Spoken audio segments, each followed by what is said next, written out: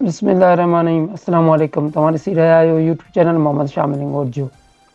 अॼु आउं तव्हांखे ॿुधाईंदुसि त activate window go to setting to activate window. जेको विंडो एक्सपायर थी वेंदी आहे 2013 उन मंझि जेको लोगो ईंदो आहे हिननि जो, इहो कहिड़े नमूने सां पाण इनखे लाइफ टाइम जे लाइ ख़तमु करियूं ऐं इहो लोगो कीअं विंडो तां ऐं स्क्रीन खां गायब करियूं। इन जे लाइ स्टार्ट जे बारे मंझि सर्च जो ऑप्शन ईंदो, इन मंझि लिखंदासीं रन RUN रन, जेका स्पेल आहे रन इहा लिखंदासीं। उन खां पोइ ओके कंदासीं। हिते इहे स्पेल लिखी कंदासीं जेका तव्हां स्क्रीन ते ॾिसो पिया REGEDIT। ठीकु, रिजेक्टेड इहा स्पेल लिखंदासीं REGEDIT इहा स्पेल लिखी, उन खां पोइ ओके कंदासीं।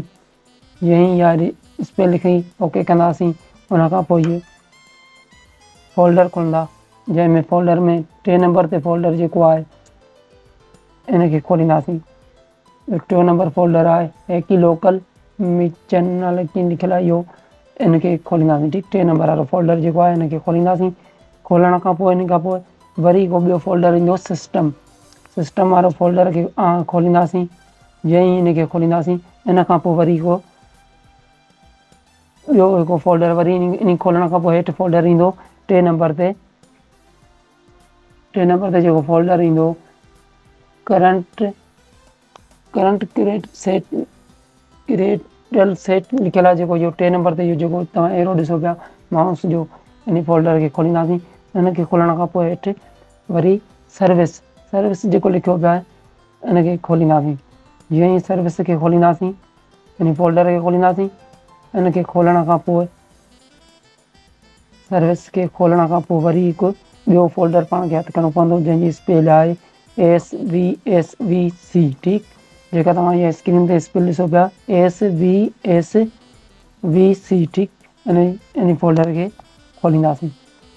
हेठि कंदा, जाम हेठि कंदा, SRA पहिरियों आख़िर जेको एस अचे थो उन सीरीज़ में जाचींदा त उते इहा स्पेल SVSVC अची वेंदी। इहा पई अथई जेका माउस जो तव्हां ॾिसो पिया।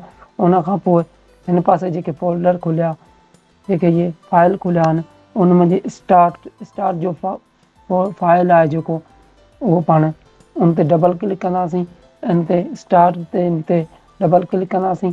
जीअं ई इन ते डबल क्लिक कंदासीं, उन खां पोइ हीउ खुलंदो। इन मुंहिंजी वैल्यू 3 हूंदी, इन वैल्यू खे 4 करे ओके कंदासीं। ठीकु, जीअं ई इन वैल्यू 4 कंदासीं, 4 करे ओके कंदासीं। ओके करण खां पोइ इन कंप्यूटर खे रीस्टार्ट कंदासीं। ठीकु, ओके कंदासीं। ओके करण खां पोइ कंप्यूटर खे हिकु दफ़ो रीस्टार्ट कंदासीं। जीअं ई रीस्टार्ट करे ऑन कंदासीं त इंशाअल्लाह इहो तव्हांजो मसइलो हल थी वेंदो।